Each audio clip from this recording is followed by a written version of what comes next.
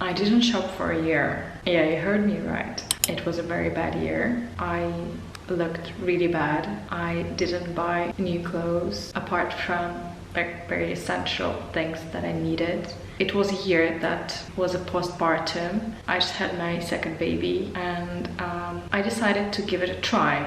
I didn't even buy any makeup and other non-essential items. Why did I do that? I read about minimalism, and yeah, things seemed exciting. As a personal shopper and a stylist and a fashionable person in general, at some point I would have a lot of extra items that I wouldn't need, although I would keep myself very organized at giving out or selling items that I no longer needed. But when I became a mother the first time, I just realized it just takes so much of my extra time, all the effort that I have to do if I didn't want that pair of shoes anymore.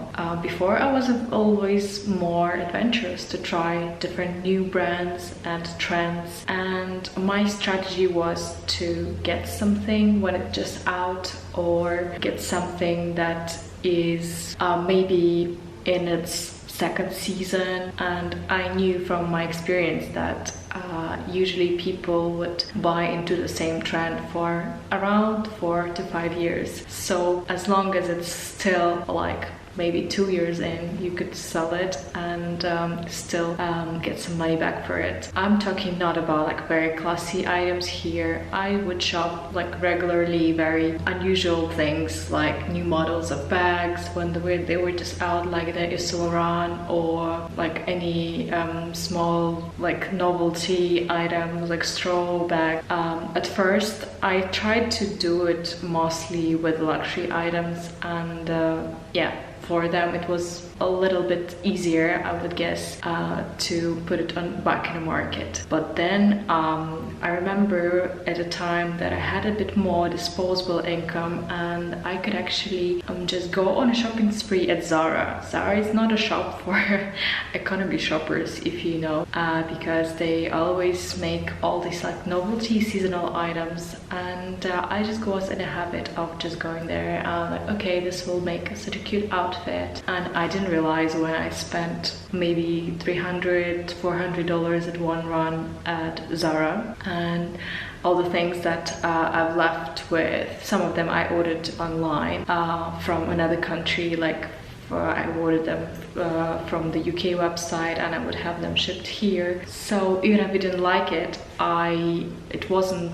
really worth returning it, because it would just eat up the shipping costs, and it's not something that I could easily sell either. So I was just like stuck with a lot of this questionable quality merchandise that I didn't know what to do with. And at this point I was like, Anastasia, it's not making any good to you and to the environment. And I understood that I just didn't enjoy the whole experience anymore. So as a stylist, as a personal shopper, I actually for some time ran this group that would just like show people like all the available items. I call it a shopping club. And while I didn't ever like agitate people into buying things, I just thought that it might be a good service to show you things, so you don't have to go shopping. I'm just gonna go there myself, and I'm quite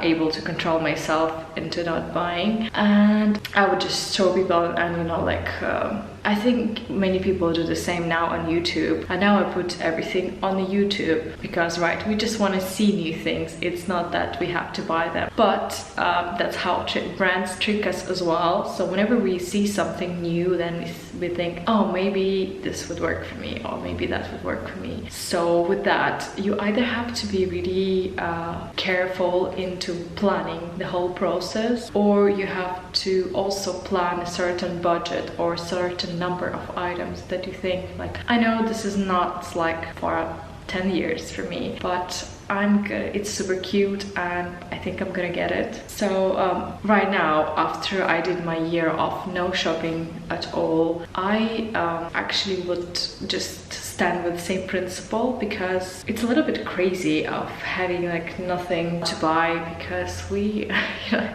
we live in a modern world, and although I do care, and I did care a lot about impact on the environment of the whole fashion industry, I just think that it also supports the economy, and we need the jobs. We need to give people the jobs, the courier jobs, to deliver things, manufacturers, retailers. I am in this industry myself, and I luckily was not much affected by the COVID crisis, because actually like a lot of people started using my services while they didn't, because they weren't able to travel before, before they would travel, but not this year. Yeah, so some other outtakes, what happened to me. Yeah, on a good side, my year of no shopping was really good experience for me to exploring my other creative side. When I was growing up, my mom was always like handy with making things or remaking things. Back then in Ukraine, you couldn't get hold of anything. So if you wanted a certain top or certain dress, you would have to make it from scratch. And then when I moved to England after I went to study there, I was like really spoiled with the choice of so many shops, and that's how I got into like working in retail and doing personal shopping. I just really wanted to know everything. I wanted to know like what this retailer was selling, what this one is selling. So I would just go and educate myself on all the like basic tops or like jean cuts at different retailers, and that's quite good for me because I'm a stylist, so now I know where to go. But it also makes you like very easy to spend on certain items. Like you could never have enough like plain black tanks because you always need them, or you could never have too many pairs of jeans.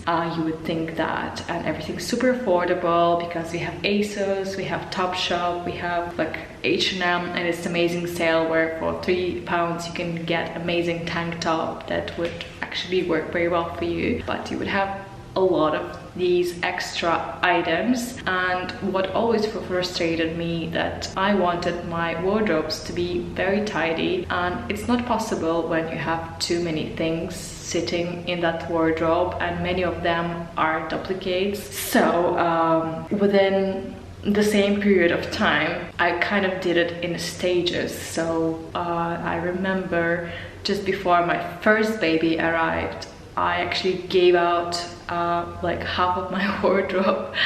I tried to sell as much as I could because you change a lot, and during pregnancy you stop wearing like anything that's really fitting. I always would wear fitted dresses at the waist, and a lot of going out clothes would never see the light of the day anymore, and I'm so happy they're gone for a long time. Now I had like so many bikinis from like all of my honeymoon holidays, like younger party years. Now I just have two. I have one bikini and one swimsuit, and it's more than I ever need. But you don't realize this before you get into the whole journey of parenting, trust me. But minimalism is not only for family people. I think everyone could benefit from it, especially you would have like so much more time on your hands if you just didn't have to care about all of this wardrobe. Yeah, that's another thing. When you have a lot of designer items, or not just designer items, you want to make sure you wear all of them, and no closet is too big, right? And I think it's a bit crazy to have a dedicated room full of clothes, when in our day and age, you know, like in many countries you can rent clothes for special occasions. You can I don't know, swap, not, but kind of keep things flowing. That's how I like to do it now. So I didn't become super minimalist, but I did get rid of a lot of things, and during my year of no shopping again, it made me really good into seeing everything that was a duplicate. So what actually happened is I had like a lot of other things, and I just like leftovers. It actually is a very similar process when you go to your fridge and you see like, I have some wonky vegetables here, what should I make of them? Maybe I should make soup or stew. And it's the same with clothes. Like you just see, okay, this top is kind of okay, so I'm gonna just wear it for this time being, and then you swap to something else, and you literally make everything finish. So you would just like wear things until they're like such a bad condition. Yeah, because this only happens when you become a parent. Like your clothes start to just like deteriorate from the amount of washes that you get, and when you have like the milk and things, everything's just kind of gets trashed within 3 months. So I did not have any regrets about everything that was gone forever. So when everything that was really bad was gone, I was super relieved, and now I actually love the process when I have some items that are really in poor condition and I can't wait to get rid of them. Sometimes I just want to burn them. And if you would have some similar experience in your life that you think that I just want to forget that and I don't want to go back to it ever again. On a good side, a year of no shopping lets you become a much better dresser because you really understand your needs. And for me, I also tried to do a bit more of a vintage shopping just after I finished my year of no shopping, and I realized sadly that it's really hard and you cannot find exactly what you need. Let's say I really love these jeans. They just look so great, they're good quality, and they are the brand that I want, and they're my size. So I was shopping a lot on the platforms like Vestiaire, Depop, some others. And if you want something plain and versatile, you're not gonna get it anywhere on these platforms. I did manage to get some colorful items when I did my capsule wardrobe for the following year. You probably seen my red outfit, my pink outfit. So these yeah, you can try them on, and now I want to sell them back because they're not super versatile for me. And yeah, with the basics, you can't really shop vintage or second-hand unless, I don't know, like look at this top, it's so pretty, and it's from Topshop. I don't know exactly what this is considered now. Is it like super sustainable brand or not? But sometimes you cannot find alternative, and I did try like super expensive brands. Was it more sustainable or not? For me, it didn't work so well. It did also get ruined after 6 months or so, maybe 12 months. And some items you can't really wash them, you have to dry clean them, or I don't know, you have to hand wash them. Nobody has time for that. And with this regard, I think a lot of companies, especially big companies, I really respect what they do. Like the Hennes and Mauritz, as you know them as H&M. They do have sustainable collections, and they now evolved, and they developed or they purchased some other brands that are in a higher price range. Items from them the last longest for me in my experience, and I like the cut, I like the design. If I compare some of these high street items with like designer items, the problem with the designer items, why they're not always sustainable and not a good choice, because of their production. Their production is really small, so they cannot afford a really good factory usually, because they don't need like 10,000 pieces. Maybe they need 1,000 pieces or so. Sometimes they do their own production, but yeah, if they do dresses, if they do something really fancy with embroidery, it works for them. For the knitwear and denim and a lot of other things, it's really important to have them made at a really good factory that knows how to do all this. Yeah, that's why some of these high street brands are so much better, I think. I know that there are some very sustainable brands like the Everlane, and they post about their pricing, how it works, about the factories. I haven't tried it yet, sadly, because I haven't been to US for a while, and when I traveled I just didn't have time to go there. But the Arcade, it's the version of the H&M, a very sustainable brand, and I like it. Although it could seem a little bit boring. You can't find anything too trendy there, but some really good basics like the cashmere leather pants.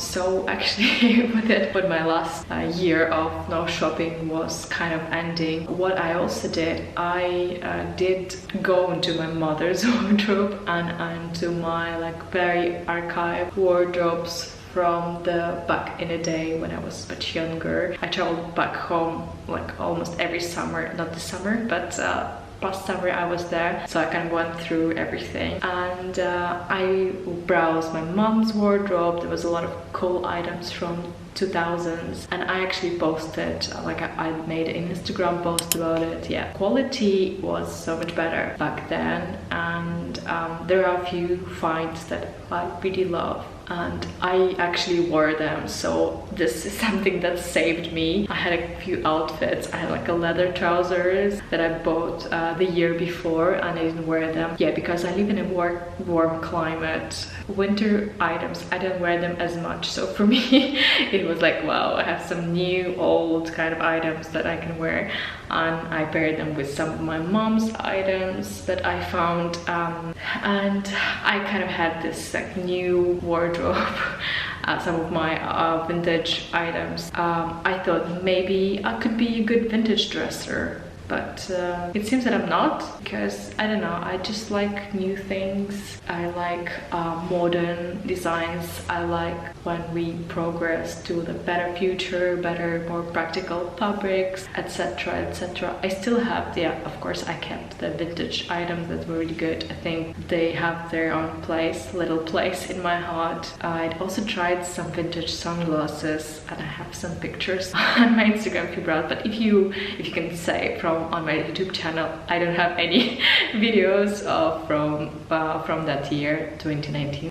So it's up to you if you want to try it, but yeah, it was definitely a very learning experience for me. Thank you, and don't forget to like this video and subscribe, because I'm gonna post a lot more on this topic later. Bye.